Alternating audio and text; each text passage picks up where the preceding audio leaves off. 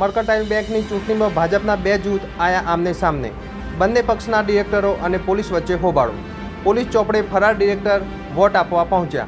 Vote આપવા આવતા અન્ય ડિરેક્ટરો અટકાવ્યા। સુરત કોસંબા મર્કન્ટાઇલ બેંકની ચૂંટણીમાં થઈ બબાલ। આ ચૂંટણીમાં ભાજપ બે જૂથ આમને સામને આવી ગયા હતા।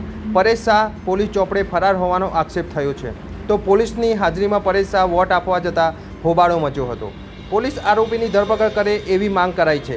ભાજપના બે જૂથ ચૂંટણીમાં છે।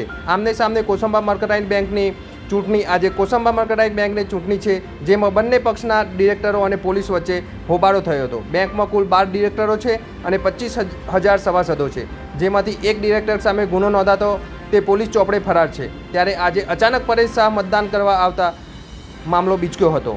ડિરેક્ટરોનો આક્ષેપ છે કે પરેશ શાહ પોલીસ ચોપડે ફરાર છે, તો અહીંયા કેમ મતદાન કરવા આવ્યા અને મતદાન કરવા આવ્યા તો પોલીસ તેમની ધરપકડ કરે તે વાતને લઈ બબાલ થઈ હતી।